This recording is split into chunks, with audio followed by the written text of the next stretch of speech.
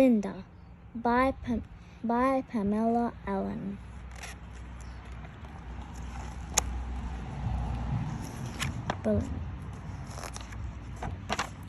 Bessie and old Tom live in the country.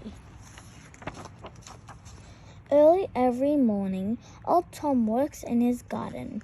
There is always plenty to do. He grows cucumbers and carrots. He grows pumpkins and parsley. He grows beetroot and beans, and lots of other vegetables. Early every morning, Bessie milks Belinda the cow. There is always plenty of milk. She gives some to the dog. She gives some to the cat. She puts some aside for old Tom and herself. With the cream, she makes the butter for their bread, and the skimmed milk she gives to the pig. One day, old Bessie packed her bag, put on her hat and coat, and went to stay with her daughter who lived in the city. She left old Tom to milk Belinda the cow, make the butter, and feed the dog, the cat, and the pig. Old Tom woke up very early. He took the bucket and the stool and set out to find Belinda. Belinda was chewing in the far corner of the paddock. He sat on the stool and placed the bucket carefully between his knees. Gently, he put his hand on her teat. "There's a good girl," he crooned. Belinda gave one almighty kick. Old Tom flew high in the air and landed with a thud in the mud. Belinda was off, and old Tom was after her.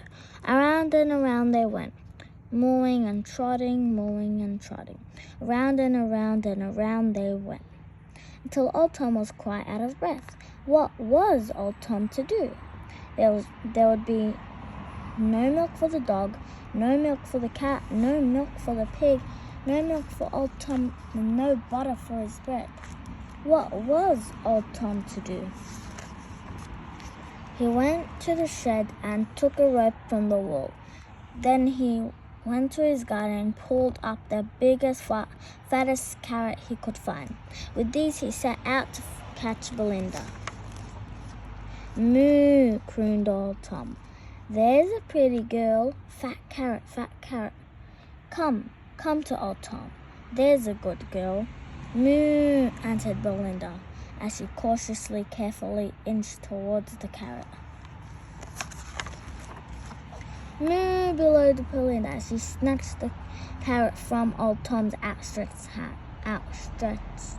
hand. "Ooh," cried old Tom, as he landed with a thud in the mud. Belinda took off, and old Tom took off after her. Around and around they went, mooing and trotting. Around and around they went, till old Tom was quite out of breath. Now what was old Tom to do? If he couldn't catch Belinda, he couldn't milk Belinda. And if he couldn't milk Belinda, there would be no milk for the dog, no milk for the cat, no milk for the pig, no milk for old Tom, and no butter for his bread.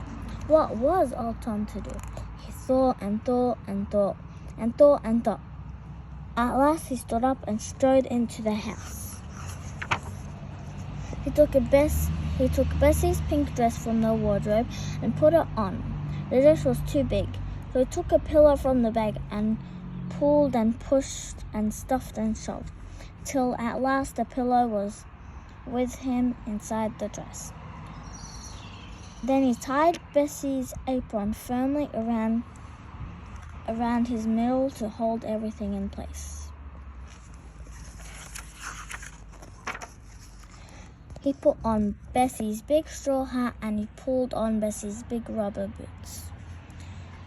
In this disguise, he set out to knock Belinda.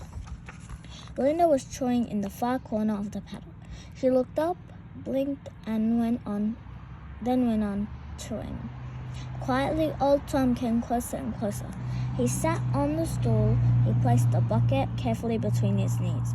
Gently, he put his hand on her teeth. This time, old Tom didn't say a word. He squeezed a warm white spray made of pink in the empty bucket. He tried again. Squirt, squirt, squirt, squirt, squirt, squirt. The milk crept up and up until the bucket was full and no more milk would come. Now there was plenty of milk. There was milk for the dog, there was milk for the cat, there was milk for old Tom, and cream to make the butter for his bread. There was even plenty of skimmed milk left out for the pig. When Bessie came home, she wondered how her pink dress came to have mud on them. She almost said, "Who's been wearing my dress?" But old Tom had been the only one at home, and it couldn't have been old Tom, could it? The end.